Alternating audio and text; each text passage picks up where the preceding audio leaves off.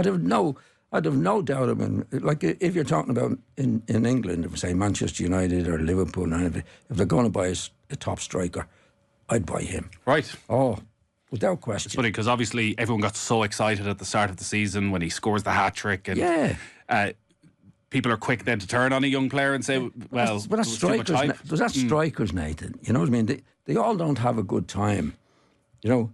But it's when you see them when they're not having a good time is when you really judge them. Do you know what I mean? I might have mentioned you before when I played with Alan Clark and Mick Jones. Mick was a very sensitive lad, and Alan Clark was way out in his head. He thought he was the best player in the world. So if Alan missed the chance, he didn't care about it. Mick would get to his head. I mean, he was a good player, really good lad.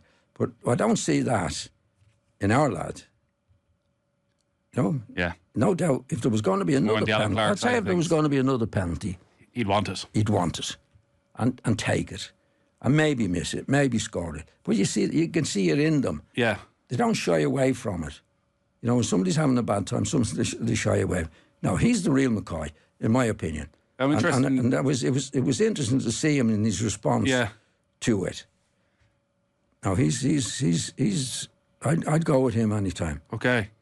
Because when you look at, say, the way he plays the game compared, and shouldn't compare him to Erling Haaland, but Haaland obviously is happy to not be involved for long periods of the game, but then strike. It does feel Evan Ferguson's maybe more that modern striker where there's a lot more expected. You have to drop deep constantly.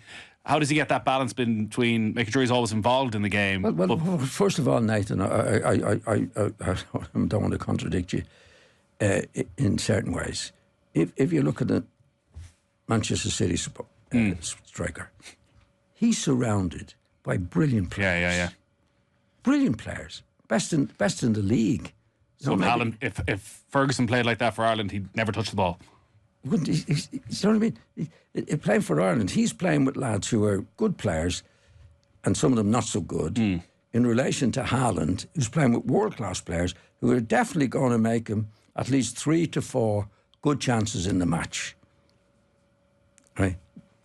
Our lad can't depend on that. He might get one. He might get one. He might get none. So when he gets the penalty, when it happens in a penalty kick, he was very unlucky that he slipped.